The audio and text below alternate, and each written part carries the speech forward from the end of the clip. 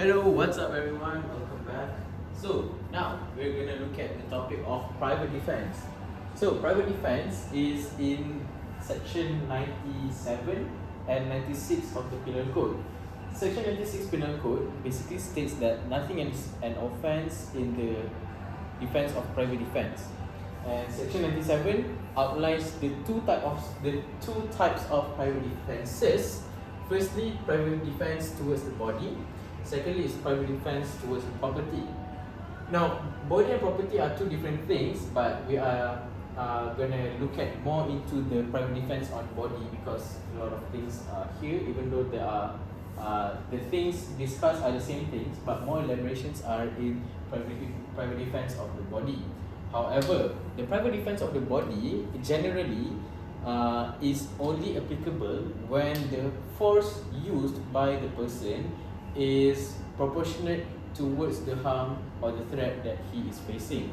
We can see this in the case of David Passerin, where private defense is only meant to protect oneself and it is only sufficient to stop the threat. We're going to expand on this a little bit more just later, but this will suffice for now. Now, okay, this is for, okay, from here on out, this is for body. Now, for body, there are a few restrictions whereby section 97 cannot apply, as in, even if you can rely on private defenses generally, private defense cannot bail you out in these situations. Okay, these situations are outlined in section 99. Firstly, against public servant acting under colour of office. Basically, we're gonna understand this with the case of Bau Jivaji. In this case, the accused was suspected of theft and the police was suspecting him of theft. Okay, this is if I'm not mistaken lah. I might be wrong on this, but the police suspected him of theft and therefore apprehended him. And he said he defended himself using the defense of private defenses. However, it is not applicable in this case because he was going against a public servant who was acting under the colour of office. Basically, kau tengah public servant ni tengah buat kerja dia, which is a simpler way to say colour of office. And you, as a recipient of the kerja tu, you do something and you rely on private defense, it cannot work in that case. Secondly, against someone acting in the direction of a public servant. This is more or less like this, but this cannot. Number two is different in terms of you are against an ordinary civilian who is getting orders from a public servant. That's the difference right there. This, you're directly engaging with a public servant. This one, you're not directly engaging with a public servant, but you are engaging with a civilian acting by the direction of a public servant. However, it can only apply when the person you are interacting with knows that they are under the direction of a public servant. If they don't know that they are being ordered or being directed, being given direction from a public servant, then the defense can be applied. Thirdly, when there is time to get help from public authorities. So, okay, like I said in my earlier video, if I add a case kat bawah ni, if I add a case kat bawah ni, it means that this case states this. So, the case of Morosuke Saleh basically states that public defense cannot be used as a defense when there is time to get help from public authorities. So, when you have the time to get help from public authorities but you do something and you rely on the defense of public defense, it cannot stand because of this. Okay, number 4. When it causes more harm than necessary, you cannot rely on the defense of public defense. Okay, this is in the case of Halim Din, where basically the accused used a gun against someone who was using a wooden stick. This is why I tulis triple T against John Wick. So like, brain rot. Sorry. Okay, what if you use public defense but you also kill someone? There is actually a provision for that, which is in section 100, which is, okay, we generally say that private defense is only meant to protect oneself and it is only sufficient to stop the threat. But what if the threat is so big that you have to kill them as a if that is the necessary way to go macam tu. So section 100 outlines the situations in which you can kill someone and rely on the defense of private defense. Firstly, if the inaction results in death, if you are being targeted, if you think that if I don't do something I might die, then you can use this defense right here. Number 2, inaction causes grievous hurt, very much similar with the first one. Third, if the assault is with intention to rape. Fourth, intention to gratify unnatural lust. Fifth, to kidnap or abduct.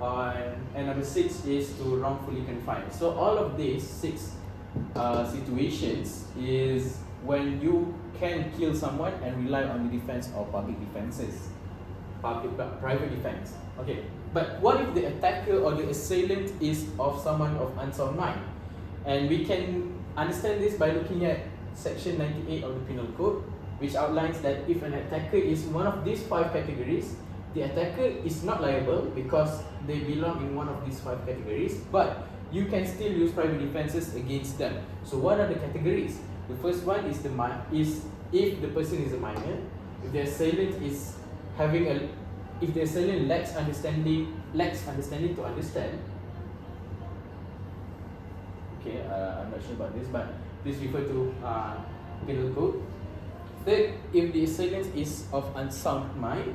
Fourth, if the assailant is intoxicated. And fifth, if there is a mistake of fact.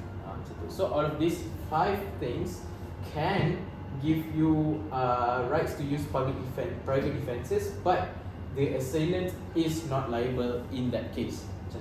So when does the rights to public so basically, if I say public defense, just know that I'm talking about private. Okay, just salah cakap.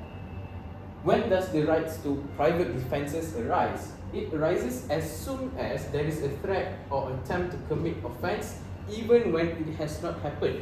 So there was a past question that states that one night a person, I can't remember who, let's call him Odysseus. Odysseus was walking down a road at night and he encountered someone who was wielding a parang. Let's call him Telemachus. Okay, so when does Odysseus know that he can use the defense of private defense? So Odysseus can use the rights to private defense as soon as he sees Telemachus wielding the parang. So even though Telemachus has not attacked Odysseus, the fact that he saw Telemachus wielding the parang, coupled by the fact that, okay, this is another additional fact to the question, Telemachus told Odysseus that he's going to kill him. So I'm going to kill you. He said that. But even if he has not charged to Odysseus, he can rely on the defense of private defense to stop Telemachus from getting to him. That is what this point basically states. Okay, so it continues as long as the threat is present. Okay, going back to the question, as long as Telemachus was wielding the parang, there was always a threat that he might stab or he might injure Odysseus. So as long as Telemachus wields the parang, Odysseus can rely on the defense of private defense.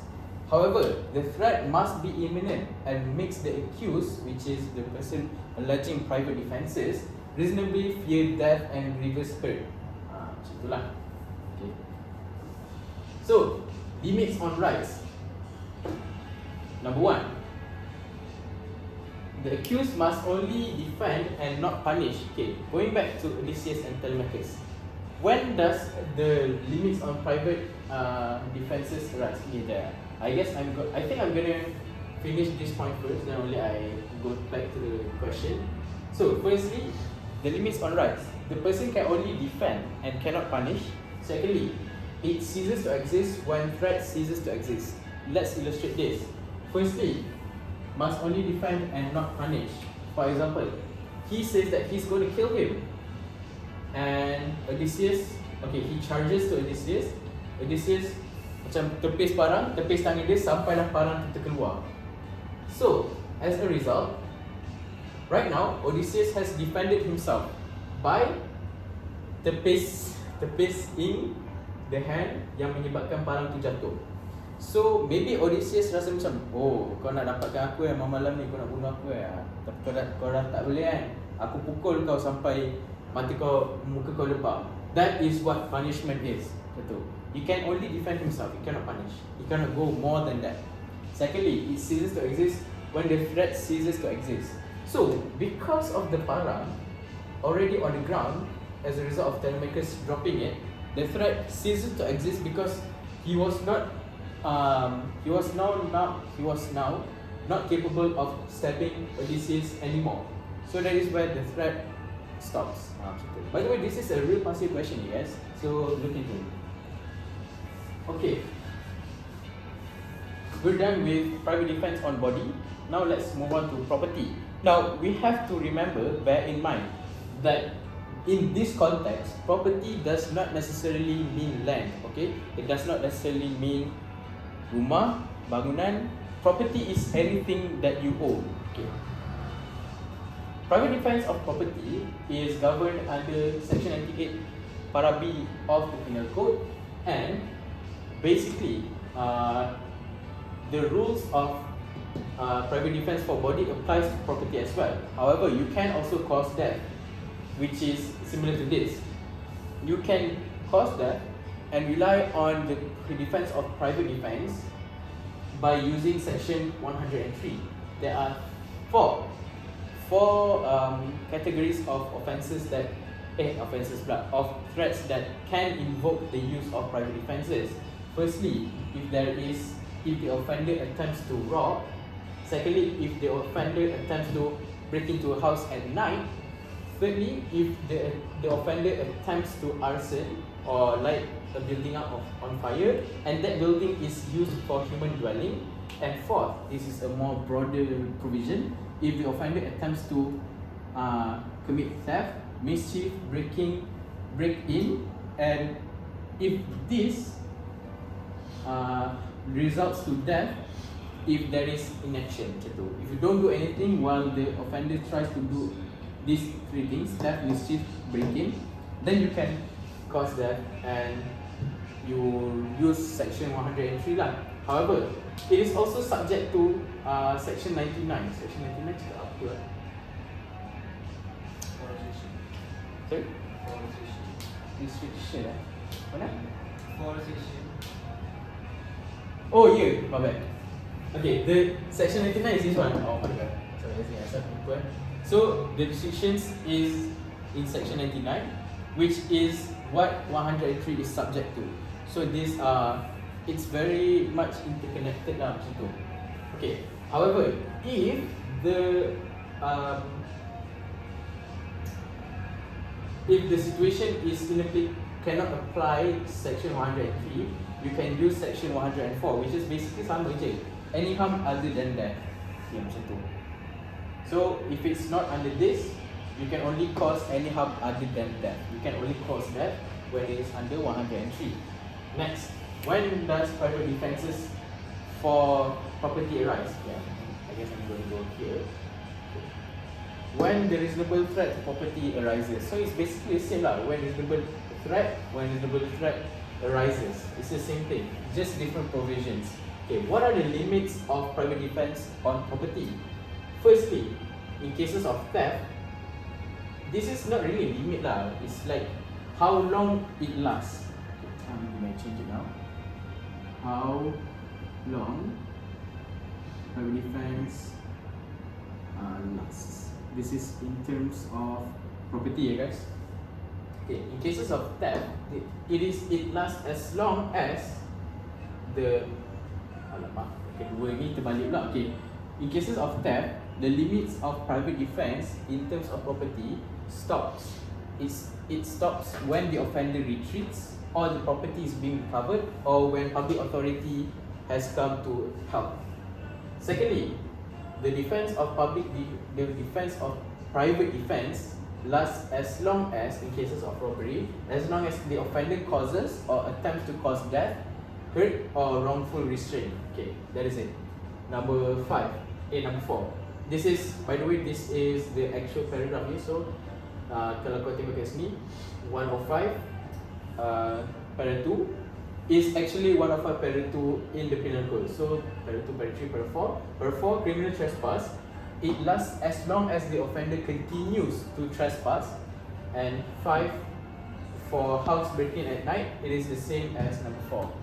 So that is it. Actually, private defense ni yang paling banyak lah so far, but when you break it down into the simpler concepts, I think it's very much digestible compared to if you like think of everything without compartmentalizing everything. What a big word, I don't know. Okay, that is it guys. That's it. See ya.